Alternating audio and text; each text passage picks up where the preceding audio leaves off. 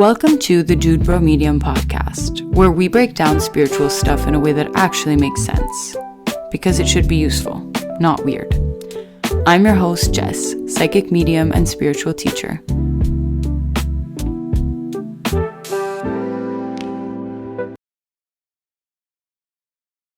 This week, we're coming in with a reality check straight from your guides. Just kidding, I don't actually know them. But this is what I imagine they would say about us humans in general if they could just call us or send us sassy messages. This is what I think that they would say. So here is 5 things that your guides lovingly wish that you would stop doing. Number 1, stop overthinking every sign. Let's start with the classic. You see a feather or 1111 or that song comes on, and so you think that it's a good idea to text your ex. No, I'm just kidding. But some of these things can make us spin out and things that we don't understand the universe or our guides, or we don't know what's going on, and it feels really confusing to us and overwhelming sometimes. I want you to take a deep breath and remember that not every feather is a cosmic memo. Sometimes a bird just loses a feather. Just like not every number sequence is the universe screaming at you. Sometimes your phone is just telling you the time, whatever example you want to use. Your guides want you to chill out a little bit. Take whatever signs feel meaningful. You asked for a sign and then you saw something on the way that helped you feel like you could take action on that for your highest and best. That's probably a sign. And what you do when those signs come, those we'll talk about in another episode. But right now, I just want to remind you not to spiral into analysis paralysis. If you're stressing out about the shape of a cloud, you're missing the actual guidance. Right? So let's repeat that. Some things are definitely signs that should be acted on, but not every single cloud or number or something means that we need to stress out or change our whole lives. Number 2, this is probably the biggest one. Asking for guidance and then ignoring it. This one is for those of you who ask a question and pull a card and don't like the answer, so you ask for it again. Or you get a reading from somebody and you don't like the answer, so you go get a reading from somebody else to compare and contrast what they said to you. That's a true story. My friend really did that, and I hope she doesn't mind me calling her out for it right now in this moment. Your guides are like, babe, we told you. I realize that this sounds a little bit condescending or opposite of what I just said in number 1. But, we want to use discernment. This is why I always say that intuition comes before everything else. Because, like I was saying, not every feather is your grandmother telling you to get that haircut. Just like when a sign is clear and rings really true in your gut, but you do not like the answer, so you ignore it and you try it again. Your guides are like, babe, we've been telling you. If they keep giving you the same nudge, maybe it's time to actually listen. And I want to just quickly add in here the reminder that you always have free will. You always have the freedom to make your own decisions in your life. But if you keep seeing a sign over and over again, or if you keep getting an answer that you don't like, I want you to really explore why you don't like it. Is it because it doesn't feel good to you right now? Then okay, skip it. But if you're asking the questions to the cards, to a reader, to the pendulum, and you keep getting the same answer, and even the universe keeps conspiring in weird ways to show you that this is something you should do it. Try it. Say yes. Say no. Whatever it is that you're supposed to do, they're not going to send a marching band. Or maybe they already have, And if you keep ignoring that guidance, you can't really be mad when then you feel stuck or things don't work out the way that you do. Your guides aren't mad. Your guides won't be mad at you. The universe or God, or whoever you subscribe to, they're not going to be upset. They're always going to love you and support you, and they will ultimately find a way to get you to where you're supposed to be. But I think they could get a little tired of having to get creative to say the same thing if they continue to tell you and you don't follow up on it. That was your harsh medicine for the day. Number 3, waiting for the perfect vibe to take action. This is not just about a vibe, okay? This is waiting for the perfect anything to take action, you know? Raise your hand if you ever stalled something because you were waiting for the perfect sign or the right energy or for Mercury to get out of the microwave. Everybody. We've all done it, me included. And like we were just saying, you know, we don't always get that big flashing neon sign. If you're waiting for 100% certainty, you'll be waiting forever.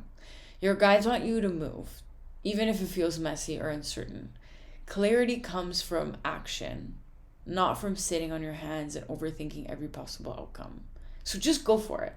Messy action is still action. This is what we were talking about. Maybe this could help you when you are seeing the signs and you don't know how to take that next step, or you're scared to take that next step. Messy action is better than no action. So just do it. You can fix it later. I promise. Number 4. This one is spicy, and I'm guilty of it myself.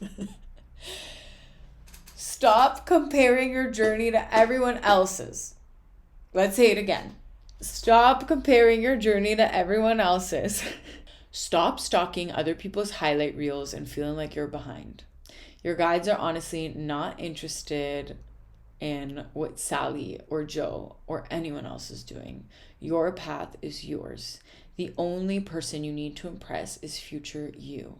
Comparison is not good juju. If you're always looking sideways, you're never going to see the magic happening right in front of you. We know this, right? Sometimes we're so fixed on the thing that's right in front of us that we can't see that the universe is conspiring to make something even better than what we were hoping for.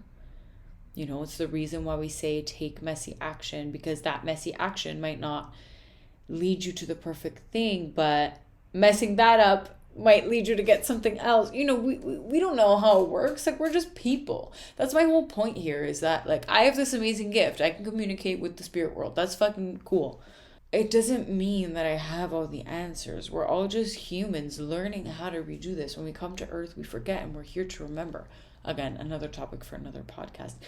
But all you can do is be the best version of yourself, and your guides and your human self and God and the universe. Nobody is expecting you to do any better than that, except for you, when you beat yourself up. So I know it's hard, and I know that it's even harder to wrestle with the reality that you're currently living versus what you had planned out in your head. It's pretty much what I've spent the last 2 years doing. But you're here anyway. You might as well enjoy it. And you are going to enjoy it a hell of a lot less if you're always looking to see what everyone else is doing. Number 5. Stop asking for signs and then not taking responsibility. Do not ask for a sign if you are not ready to actually own your own choices.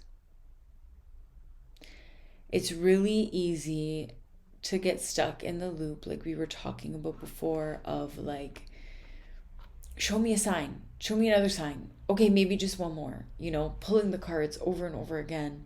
And at some point, you just have to call it. Your guides can't do your laundry and your shadow work. They can't really do anything other than love and support and guide you to where it is that you're supposed to be. They can nudge you, but you're the one who has to take the leap, have the hard conversation, set the boundary, close the chapter. Responsibility is spiritual. Integrity is spiritual. Your guides want to see you empowered, not dependent. And I realize that this sounds a little bit like take action, take messy action. It sounds a little bit like the other one, but this is different. This is like Actually, it's the opposite of the other thing that I said before.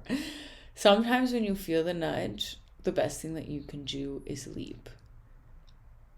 But when your nudge is telling you that the problem is not Mercury in retrograde, the problem is your limiting beliefs, you not feeling good about yourself, and again, we're not waiting for the perfect vibe. You're never going to feel 100,000,000% perfect with yourself, or maybe you do, but those periods don't last forever.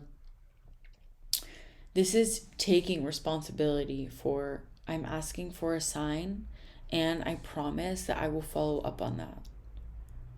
I know that to become my highest self, I need to journal every morning, or I know that that's what makes me feel good.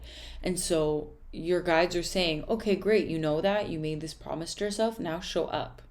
And it is scientifically backed that is exactly how we build confidence, how we achieve goals. We're setting goals that are achievable, we're making promises to ourselves, and then we're showing up. We're having the integrity to show up for, okay, I asked the universe for the sign, and I promised that I would do whatever they told me. So now I have the integrity to actually show up and do that thing. I know that I can't have a neon sign every step of the way. And so it is now my job to take that action into my own hands, to show up even when it's hard, to take the step even when it feels messy, to stop asking 4,000 people to read for me or doing every free reading on Instagram just to get the same answer. You know what I mean? We don't want the answer that your ego wants. We want the answer that you want. And sometimes that involves doing the hard thing. Being responsible, being spiritually, emotionally, and physically responsible. And that's hard. All right, that was your loving reality check for the day. Reminder, your spirit guides cannot get mad at you. I mean, I guess they can, but they're not mad. They just want to see you living your best life, not spinning out. Which one of these are you guilty of? DM me or share this episode with a friend who needs a nudge. And if you want these reminders in bite-sized form, check out my Instagram or TikTok for quick reels on each point. Don't forget to save this episode for the next time that you're spiraling. And as always, follow me for no BS psychic tips, and I'll see you next time. Thanks for listening to the Dude Bro Medium podcast. If it resonated, share it, send it to a friend, or whisper it to your spirit guides. Whatever works for you. See you next time.